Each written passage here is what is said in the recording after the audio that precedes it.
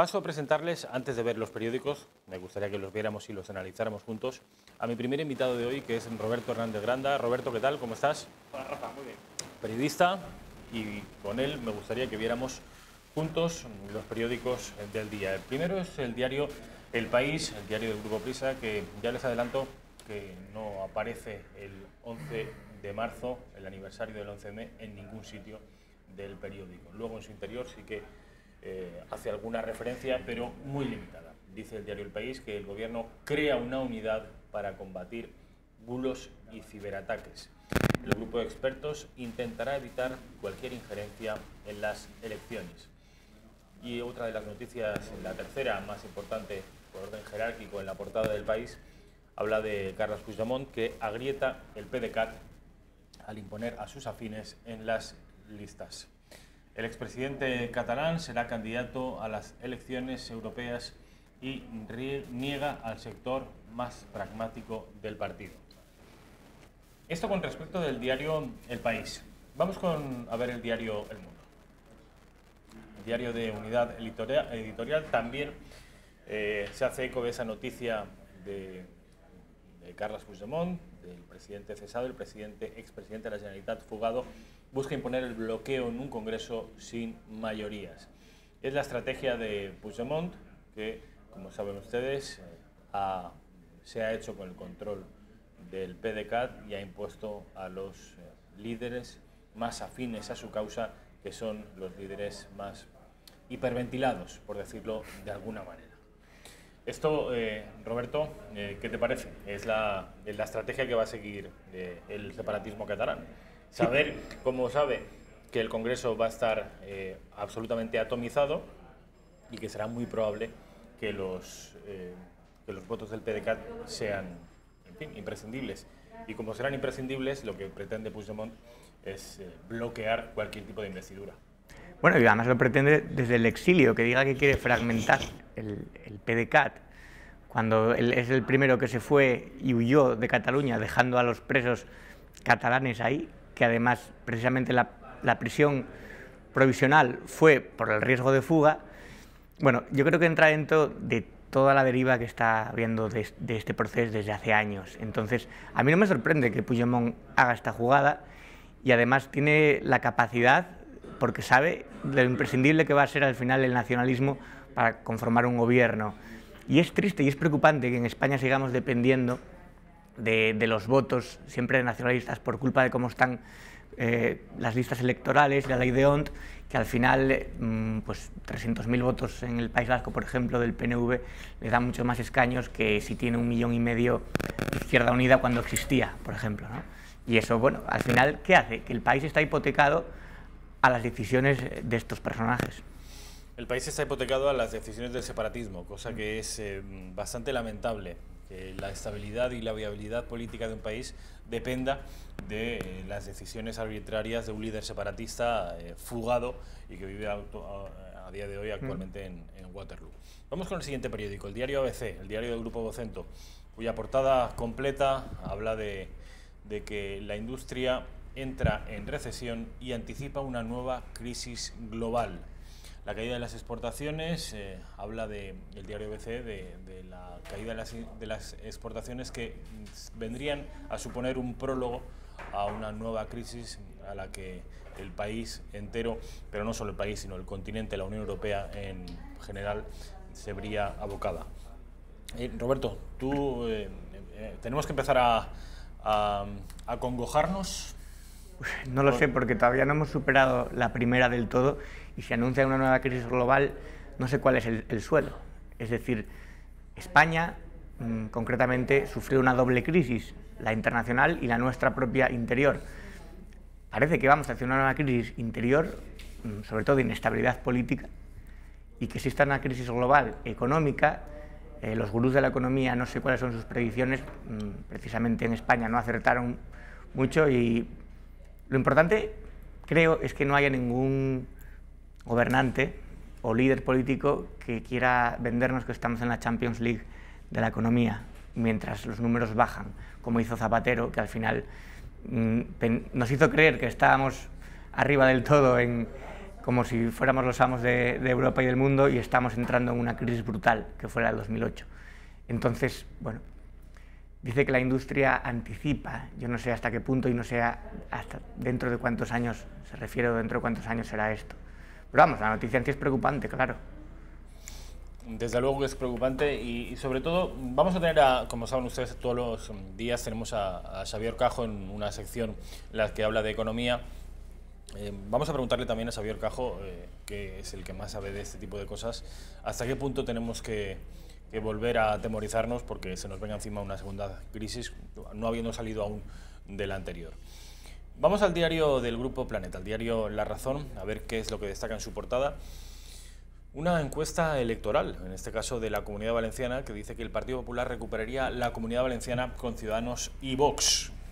Es decir, esto de alguna manera vendría a desmentir la teoría del Partido Popular, según la cual la atomización o la división de la derecha en tres partidos perjudicaría a la derecha en su conjunto. Bueno, pues de la misma manera que ocurrió en Andalucía, que precisamente una derecha partida en tres benefició a los intereses de la derecha, parece que en la Comunidad Valenciana ocurriría lo mismo y el Partido Popular estaría en condiciones de revalidar la mayoría, en este caso junto con el partido centrista de Albert Rivera, en el caso de la Comunidad Valenciana presidido por Toni Cantó, y por Vox, la formación de Santiago Abascal.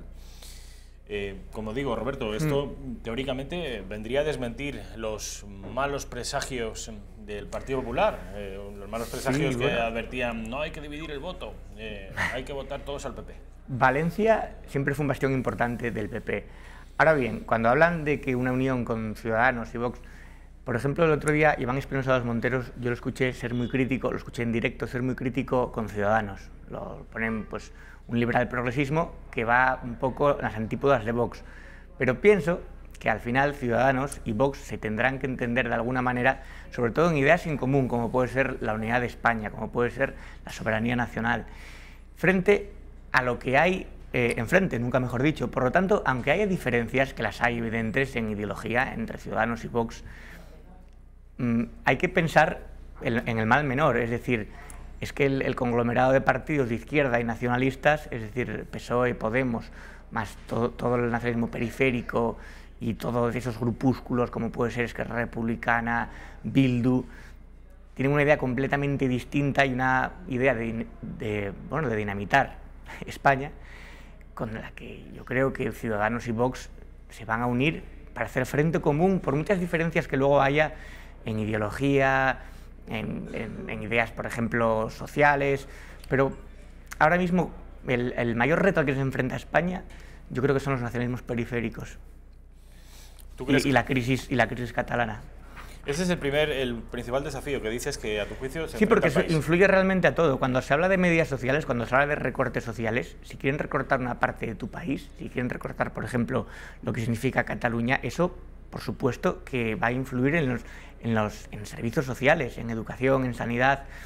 La gente se manifiesta cuando intentan recortar sanidad, cuando intentan recortar educación con sus motivos, pero sin embargo no entienden que la situación de Cataluña afecta a todos, no es algo que tengan que suceder a los catalanes, es algo que nos afecta a todos como cómputo de país. ¿Corremos el riesgo de que nos brote un nuevo movimiento nacionalista en tu tierra asturiana? A ver, es un nacionalismo muy residual y además depende mucho de fuerzas grandes, como puede ser el PSOE en Asturias, Podemos, que está ahí en el Parlamento, pero el nacionalismo asturiano es casi más entrañable que otra cosa, en el sentido de que, bueno, ellos dibujan ahí la estrella roja, ponen Asturias y nación, pero casi nadie en Asturias les toma muy en serio, es como una banda de pirados, a pesar de que la Academia de la Lengua, como te comenté, Rafa, me ha demandado por unas declaraciones en que yo les acusaba, con razón, de ser un chiringuito subvencionado al servicio de ese nacionalismo residual, pero su medida yo creo que no es muy inteligente, porque si no querían que yo dijera eso, ahora lo estoy diciendo y además en más medios. Por lo tanto, ahora está teniendo más repercusión todavía y encima estamos investigando las subvenciones, vamos a sacar una serie de estudios y vamos a ponerlo todo. Vais a justificar los números. Exacto. Entonces, aquellas palabras no se hicieron en balde, tenían una justificación. Por lo tanto, su medida no parece que sea un movimiento muy acertado. allá ellos. Dices que en Asturias el nacionalismo es muy residual. Alguien podría decir, así empezó en otros lugares, Claro, muy claro. residual. No, si es el germen, la lengua es el germen de, claro, de primero los otros nacionalismos. los Juegos Florales en Cataluña empezaron siendo un nacionalismo o un regionalismo de tipo cultural que luego fue consolidándose como un nacionalismo político, de manera que siempre es el primer paso el nacionalismo cultural. Pero yo tengo la sensación, Roberto, sí, confírmame si me equivoco, que de la misma manera que en Galicia, en Asturias, no sé si el nacionalismo es muy minoritario o está absolutamente extendido por todas las fuerzas políticas que son todas asturianistas. No, hay un sentimiento regionalista que no nacionalista en el sentido de la tierra como un elemento casi emocional, ¿no? La tierrina, Asturias, cuando te vas fuera, el síndrome del exiliado, pero eso que puede ser más o menos inocuo o inofensivo deriva a veces en un nacionalismo exaltado, es como la exaltación de los sentimientos, del volver, digamos, a la aldea, al sentimiento tribal, de decir, bueno, pues queremos la independencia o queremos hacer cooficial el bable porque es nuestra lengua y tenemos que preservarla, y una serie de disparates que no tienen ni razón histórica ni razón tampoco lingüística. Ese es el verdaderamente peligroso. Entonces, estamos un poco en esa frontera entre lo sentimental y lo dañino. Y lo político. Sí, lo que no queremos es que pase de lo sentimental a lo dañino. La patria de cada uno pues es los recuerdos de infancia, el mar, el pueblo de tus abuelos. Eso cada uno puede sentirse muy libre de sentir lo que quiera y la emoción que quiera respecto a Asturias o a Valencia, o si naciste en Murcia, o si naciste en Huesca, me da igual. Pero eso no tiene ninguna validez política, es decir, los sentimientos no juegan ningún papel. Ahora, cuando se quiere de alguna manera pervertir y prostituir los sentimientos para hacer política y sacar tajada, que es lo que hace el nacionalismo periférico residual asturiano y la Academia de la Lengua, entonces estamos en un problema y entonces como sociedad civil nos tenemos que imponer y luchar. ¿Qué es lo que estás haciendo tú, lo que está haciendo la asociación a la que tú perteneces? Sí, la plataforma. No, plataforma que es contraria a la cooficialidad del bable. De la misma manera que todo el mundo sabe que en el País Vasco el nacionalismo o el independentismo vasco tiene mayor apoyo social en Guipúzcoa que en Álava, y en Cataluña, en Gerona y en Lérida, más que en Barcelona y en Tarragona. ¿En Asturias hay también zonas? Es que Asturias no es lo suficientemente grande en población como para dividirse tanto en zonas. Somos menos de 1 millón de habitantes. Hay una diferencia, por ejemplo, entre el oriente y el occidente, por supuesto. Según te vas acercando al occidente, notas en el oído una influencia más del gallego. O sea, ya de Tapia de Casariego hacia la izquierda, llegando a Ribadeo, pues sí que hay una influencia del gallego mayor. Pero no hay tampoco grupúsculos localistas. Yo pues, me muevo por los pueblos de Asturias, hablo con la gente de ahí, utilizan una forma de hablar entrañable que a mí pues, me gusta, yo me adapto a ese lenguaje, puedo hablar como ellos, no tengo ningún problema, pero eso no tiene nada que ver con el bable oficial, por ejemplo. De hecho, la gente en los pueblos, el bable oficial no lo entienden, porque es una cosa de laboratorio, es una cosa creada a partir de juntar distintas hablas locales, incluso del asturleonés, no solamente tiene que ser el territorio de Asturias, en Zamora también se habla, en algunas zonas del norte de Portugal, y hacerlo, bueno, ponerlo, es decir, esto vamos a contarlo así y vamos a escribir libros, a hacer subvenciones, a recibir subvenciones, a hacer discos. Y hoy en día, Rafa, es más fácil casi editar y publicar un disco y un libro en bable que en castellano, en Asturias. ¿Por qué? Porque la subvención ya te va dada de antemano, entonces luego da igual que se venda que no.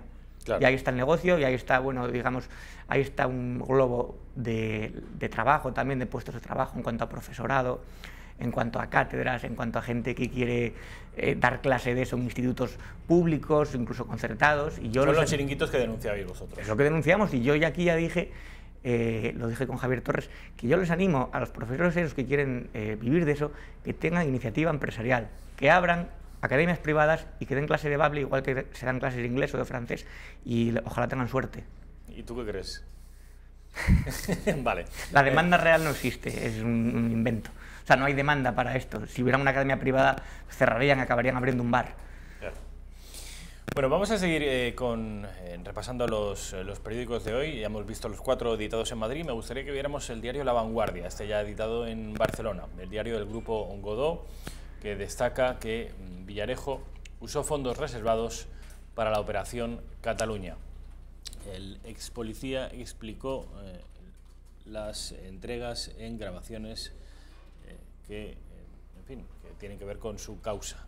Esto con respecto de Villarejo, pero también destaca lo mismo que destacaba el diario El Mundo y el diario El País, que Puigdemont encabezará las listas de Junts.cat a las europeas y competirá con Junqueras. Finalmente Puigdemont se ha hecho con las riendas de los neoconvergentes y habrá una lucha fratricida entre separatistas para ver cuál de los dos partidos, el de Puigdemont o el de Junqueras, se hace con mayor número de eurodiputados. Vamos por último con el diario del Grupo Z, el periódico de Cataluña, que abunda en la misma noticia que los 4 anteriores. Puigdemont borra a los moderados de las listas. El expresidente aplasta a la dirección del partido. Bueno, pues se vuelve a imponer el radicalismo en las listas del separatismo. Decías antes, Roberto, que quizá sigue siendo el desafío a la unidad nacional el principal problema y el principal motivo de alarma que tenemos en nuestro país. Este fin de semana se han celebrado numerosas mítines de pre-campaña de todos los grandes partidos políticos, de todos al menos los que tienen ámbito nacional. Me gustaría destacar en este sentido el de Albert Rivera, que hace una alusión muy similar a la tuya, que ojo con el separatismo porque sigue siendo la principal amenaza del país. Y dice Albert Rivera que si él tiene acceso al poder, frenará en seco, frenará los pies, es lo que ha dicho literalmente, a los separatistas. Así que me comprometo a pararle los pies a los separatistas y a defender la Constitución y la ley. Me comprometo a poner a los mejores y a hacer un gobierno transversal, con gente válida, con mujeres y hombres preparados para representar a todos los españoles. Y me comprometo a un gran diálogo nacional sobre los grandes asuntos de Estado que están paralizados en un cajón desde hace una década. Bueno, además el logotipo de Ciudadanos, en este caso de Albert Rivera, divide el nombre en sílabas y cada una de las sílabas corresponde a un color de la bandera nacional. En Rivera es rojo, amarillo, rojo. Es decir, todos están jugando con argumentación de tipo patriótica. Yo creo que fue a raíz del batacazo que hubo en Andalucía, que fue un espejo y además fue un calambre, o sea, una reacción a los partidos de decir, oiga, si van a seguir no reclamando, ni siquiera reivindicando España, tú piensas que hasta Podemos está empezando a reivindicar la bandera, renuncian de Venezuela y otras cosas. Pero bueno, respecto a Ciudadanos, vamos a ver, Albert Rivera nació políticamente en Barcelona, sabe mejor que nadie cómo funciona eso. Allí les insultan, allí atacan sus sedes, allí Arrimadas la mandaban que se fuera a Andalucía como el que le manda a la mierda, o sea, entonces saben de lo que es el supremacismo, saben de lo que es la xenofobia nacionalista.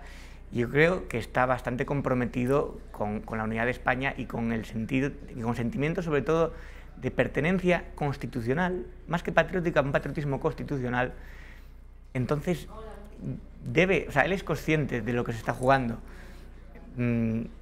Hay que parar los pies, pero además no solamente judicialmente, sino yo creo que también cambiar cosas en cuanto a educación, en cuanto al relato, en cuanto no solamente el 155 que hay que aplicar si es necesario, sino además con medidas que hagan entender a los catalanes que hay una cultura muy rica y extensa más allá de sus fronteras del Ebro, es decir, que esa visión cerril deben desterrarla para siempre. Y Rivera debe intentar explicar que existe un constitucionalismo patriótico que no necesariamente tiene que ser un nacionalismo español que se vaya a confrontar con el nacionalismo catalán. No se trata de un choque de trenes, se trata simplemente de los derechos ciudadanos de todos en todo el territorio. Tú decías, Roberto, que la pasada semana el Club de los Viernes, club al que tú perteneces, celebró una conferencia en Madrid a la que acudieron Germán Terç, Fernando Díaz Villanueva e Iván Espinosa de los Monteros. Cena conferencia, era papeo. Una cena conferencia. Me gustaría que me hablaras, porque me reseñabas antes que Iván, que saben ustedes que pertenece a Vox, que es vicesecretario, creo que del ámbito internacional de Vox, hablaba y se refería a Ciudadanos en términos muy duros, ¿no? Sí, decía que Rivera había aprovechado la manifestación de Colón para sacar ellos las banderas cuando solamente se habían acordado solamente la española, que se rodeó de en el escenario con varios suyos cuando solamente habían negociado subir los 3 convocantes. En fin, se refirió a Ciudadanos en términos duros, desde la visión conservadora de Iván Espinosa hacia la visión liberal progresista más de Ciudadanos. Pero, como te dije antes, Rafa, creo que son también comentarios de precampaña y que al final los números y la logística y el juego democrático no va a dar otra opción u otro remedio que llegar a entenderse, porque Ciudadanos tendrá que llegar a entenderse con Vox y con el PP, con todas las diferencias lógicas que existen entre ellos, porque son 3 partidos distintos. Son 3 partidos, además, a veces incluso muy distintos, por mucho que los simples y los demagogos hablen de trifachito y otras cosas, en fin, que dan un poco de vergüenza ajena leer. Pero, bueno, cada partido yo creo que tiene medidas bastante distintas, incluso en materia social, en la idea incluso de la religión. O sea, hay cosas que van a chocar, pero en lo fundamental ahora mismo, que es enfrentarse al problema nacionalista y a un pulso que se está haciendo al Estado, un pulso y además atacando abiertamente, se tendrá que poner de acuerdo, porque de hecho en Andalucía ha sido el primer aviso, y si no van a ponerse claramente a defender la unidad nacional y los derechos ciudadanos, el electorado les va a dar un buen repaso. Como se lo va a dar a Podemos, por otra parte, yo creo que el bajón va a ser muy fuerte. Sí, yo creo que también, que Podemos va a ser uno de los principales damnificados de estas elecciones. El Partido Popular también va a bajar bastante. Hay que tener en cuenta también que el Partido Popular, al contrario que el PSOE, que solo cuenta con un competidor, Podemos, y en horas muy bajas, el Partido Popular cuenta con 2 competidores, uno a su izquierda y otro a su derecha. Y además da la casualidad que los 2 viven días de vino y rosa. Los 2 están bastante fuertes. Tanto Ciudadanos, que sea como fuere, va a incrementar su número de diputados. Se pensaba en las encuestas que el incremento iba a ser gigantesco, pues quizá no sea finalmente gigantesco, pero lo que está claro es que Ciudadanos va a aumentar su representación en las Cortes. Y Vox, pues ya me contarán ustedes, del 0,2% de los votos totales, se habla ya del 10, 12, incluso 14%, que se podría traducir en de 30 a 45 escaños aproximadamente. Casi todos, no casi todos, pero sí una gran parte, a costa de Vox, perdón, a costa del Partido Popular. Claro. De manera que, ojo a Pablo Casado. Hay dos formas de, Roberto, de explicar la estrategia electoral de Pablo Casado. Una es, Pablo Casado está ejerciendo o desplegando un discurso muy duro, y esto puede ser contraproducente porque ese discurso tan duro puede llevar a muchos electores a votar al original de los duros, que es Vox. Y otro discurso según el cual es gracias a ese discurso duro de Pablo Casado que el PP sigue sobreviviendo. Sí, quiere. Porque si estuviera en un perfil mucho más bajo, tipo Soraya, tipo Rajoy, el PP prácticamente habría desaparecido. ¿Tú con cuál de las dos Pero estás? es que yo creo que Pablo Casado es consciente de que el discurso tibio y moderado de Rajoy, de Soraya y sobre todo de dejar hacer en Cataluña, de no intervenir, a su electorado le ha defraudado y no le ha gustado. Entonces, bueno, Pablo Casado es hijo político de Aznar, de Esperanza Aguirre, y sigue un poco esa senda. No sé si acertada o no, pero es que hay un electorado que reclama esa senda. El electorado del PP es muy amplio, es muy variado, hay de muchos tipos. De hecho, cojo un espectro político que a mí me asombra, porque conozco votantes del PP de todo tipo de clase y condición y de todo tipo de edad. Entonces, Pablo Casado imagino que manejará unas encuestas, que tendrá unos asesores que le irán diciendo cómo va el tema. Pienso que es bueno hoy en día, tal y como está depolarizado el debate político, que sí que mantenga un poco la línea dura. Porque ¿Le conviene, tú crees, al partido? Es que la gente, si Vox tuvo tantos votos, es porque ese discurso les seduce. El que no les hablen siempre con circunloquios y con rodeos y como a niños pequeños, sino que les hablen claramente, que les digan las cosas, esto es así, señores, vamos a intentar hacer esto, esto no se puede consentir, vamos a dejar de compadrear con los nacionalismos. Pero claro, ¿qué pasa? Que el PP a lo largo de su historia ha sido siempre rehén de los nacionalismos, bueno, el PP y todos, ¿no? ¿Por qué? Porque necesitaban los votos del PNV, porque necesitaban los votos en su momento de Pujol. Entonces, Claro, Vox dice que no va a necesitar nada de eso, pero claro, también es verdad que es muy fácil decirlo desde la posición en la que están. Que todavía no han... ¿A qué posición te refieres, la de Vox? Bueno, que no tienen... que se ven, como decimos en España, muy fácil los toros desde la barrera. Es decir, cuando no has gobernado, cuando no has tenido que tener que hacer encaje de bolillos y pactos y todo eso, pues es muy fácil decir, no, yo nunca voy a... Igual que dice Casado que no va a pactar con el PSOE de Sánchez. Bueno, a ver, a lo mejor con el PSOE de Sánchez no, pero que tendrá que en su momento ponerse de acuerdo con el PSOE si los números le dan para un pacto PSOE-Ciudadanos, como ya se intentó. Yo creo que lo va a hacer y venderá otra cosa en su momento. Además, lo que se dice en política se olvida muy rápido. Luego sacan la maldita hemeroteca, pero les da igual porque te lo justifican con no, es que ahora es otra situación. Como cuando decían, no, es que esto lo dijo Pedro Sánchez, pero cuando no era el presidente Sánchez, como si fuera otra persona distinta, ¿no? Entonces, bueno, es que es complicado. La política, yo por eso no me meto, ¿no?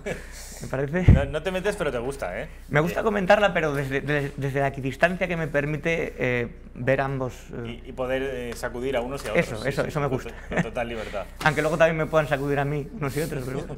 Bueno, de hecho hay un... Bueno, saben ustedes que Roberto, como ha dicho él antes, ha sido objeto de una denuncia que no tendrá, desde luego, ningún tipo de recorrido legal, según la cual Roberto habría difamado a la Academia de la Lengua Los he descrito, solo que ellos se lo tomaron como una difamación, pero bueno, pero esto va a seguir adelante y además vamos a seguir sacando cosas, por lo tanto pueden pues poner... que sigan preparando denuncias, Que sigan preparando demandas, las recibo en Oviedo y que me las manden aquí a Madrid y yo las veo. Roberto, mil gracias. Como a siempre, ti, Rafa. Ha sido un placer.